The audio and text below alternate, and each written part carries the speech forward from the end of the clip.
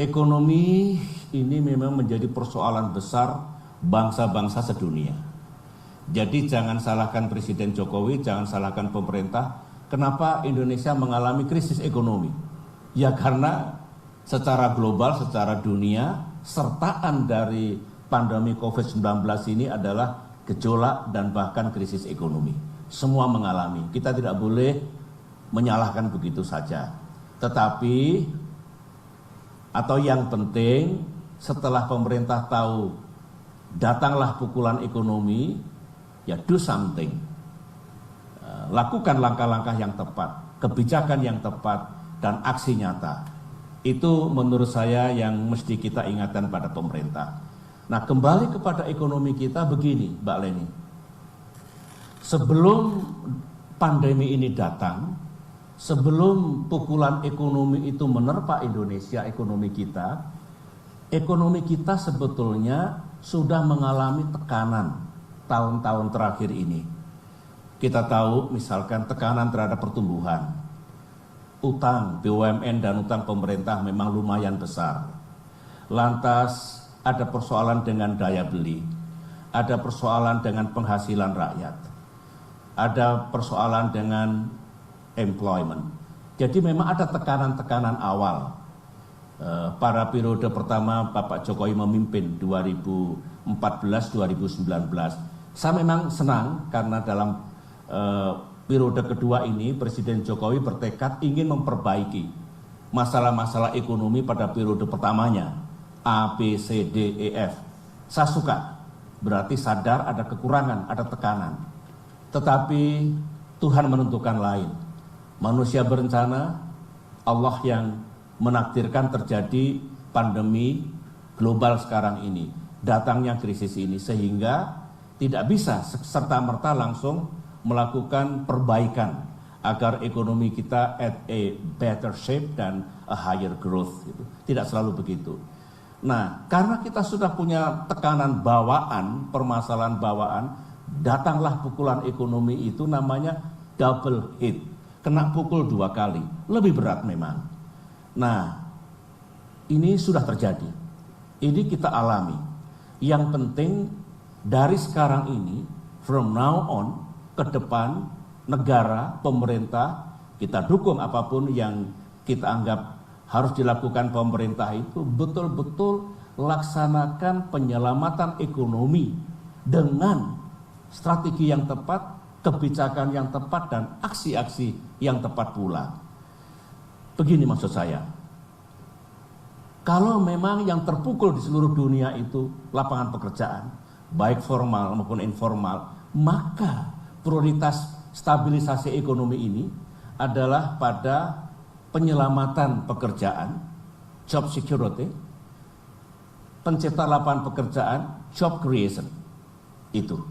Kalau misalkan pertumbuhan terpukul seperti angka pada kuartal kedua minus 5,3%, komponennya tahu, government spending seperti apa, consumption seperti apa, investment seperti apa, neto dari ekspor dan impor seperti apa, dilakukan perbaikan di situ.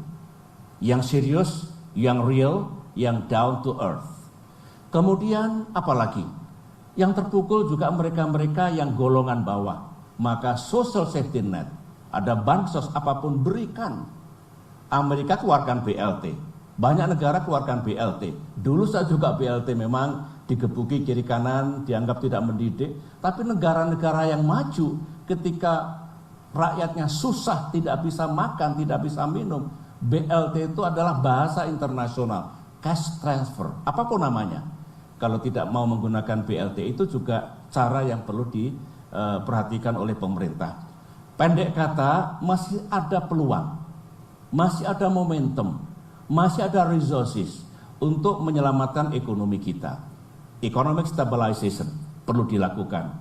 Kemudian stimulasi pertumbuhan, menahan, jangan sampai makin dalam ekonomi kita. Nah memang begini ya, ruang fiskal kita tidak longgar.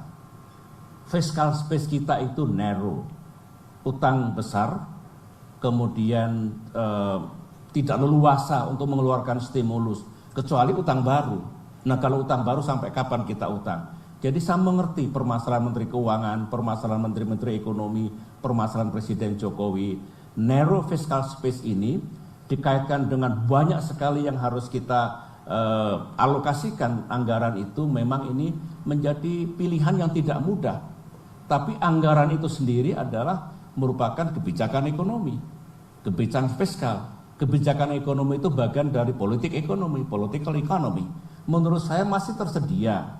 Tinggal fokus, pemerintah sudah punya sekarang, sudah punya Perpu, sudah bisa berutang berapapun, defisit melebar berapapun dibenarkan, kemudian harusnya bikin APBN P2 DPR dengan pemerintah, sekarang pemerintah sendiri, kita berikan toleransi, yang penting segera tuntas, bola di tangan pemerintah. Everything, istilahnya we have given everything to this government. Tinggal tolong ini semua digunakan dengan baik. Rakyat akan membantu. Saya pribadi ingin membantu meskipun secara tidak langsung, karena partai yang dulu pernah saya pimpin tidak di pemerintahan. Tetapi saatnya kita bersatu, bantulah pemerintah. Rakyat bantu betul pemerintahnya. Pemerintah ulurkan tangannya, tidak perlu menutup diri. We are one. Kalau ada apa-apa di negeri ini, yang korban kita semua rakyat di seluruh Indonesia.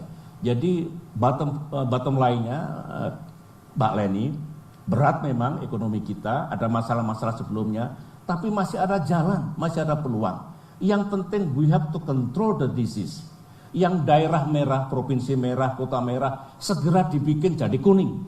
Setelah kuning jadi hijau. Nah, yang sudah hijau, lakukan normalisasi ekonomi dengan semaksimal mungkin. Yang yellow sudah mulai dilakukan dengan kontrol yang baik, dengan regulasi yang baik. Ini penting. Jadi jangan nunggu terlalu lama, tetapi harus pas betul. Negara lain yang cepat bereaksi, cepat lockdown, dikelola sepanjang masa, tidak terlalu cepat membuka diri, itu yang berhasil. Nah, kita bisa seperti itu.